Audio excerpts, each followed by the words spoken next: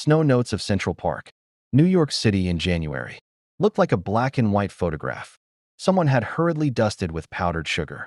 Elizabeth, a young restorer of antique books from Brooklyn, loved that season, when the restless metropolis seemed to fall silent beneath the weight of snow. That evening, she was hurrying through Central Park with her scarf wrapped almost up to her eyes and an old book in her hands. One she was supposed to deliver to a client. Near Bow Bridge, she stumbled. The book slipped from her fingers and disappeared into a snowdrift. As she bent down to rescue it, a warm, deep voice broke through the winter silence. Standing nearby was a young man with a cello case slung across his back. His name was William.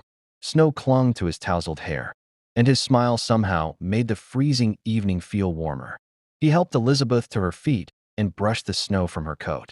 They began talking, and within minutes the city around them seemed to fade away.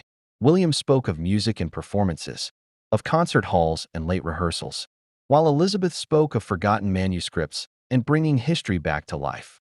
Beneath the glowing lanterns reflected on the frozen lake, while snow fell in slow, heavy flakes, the two of them felt as though they had known each other for far longer than a single evening. The next 3 weeks felt like something out of a fairy tale. They drank hot chocolate at Serendipity 3, walked along the snow-covered High Line, and kissed beneath an umbrella in Times Square as snow turned into rain. In William's small apartment overlooking the Empire State Building, he played the cello for her while Elizabeth read poetry aloud.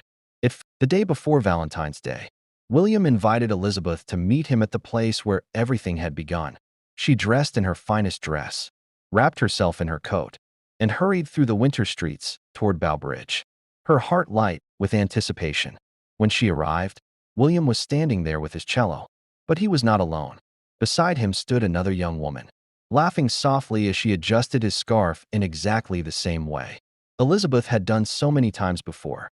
Elizabeth stopped. For a moment, her heart forgot how to beat.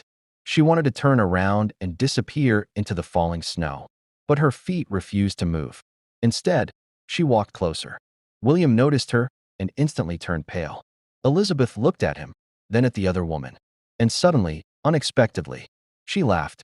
A tear slipped down her cheek, though even she could not tell whether it had come from amusement or heartbreak. The other woman stared at her in confusion. Then Elizabeth calmly revealed the truth. William was not a cellist. He was an actor. His only role was to play the perfect romantic partner for lonely women who purchased an exclusive experience called The Perfect Winter Romance in New York through a private agency. Elizabeth admitted that she had known the truth from the very beginning. She had never been deceived. She had only wanted to test herself, to see whether she could walk through a beautifully written illusion without falling in love with it. She removed one of her gloves and introduced herself to the stunned young woman as client number 45, welcoming her as number 46. William stood speechless. He was used to tears, anger, and broken promises, but not honesty.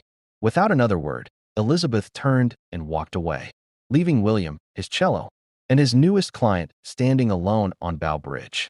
As she disappeared into the snowfall, for the first time that winter, she did not feel cold.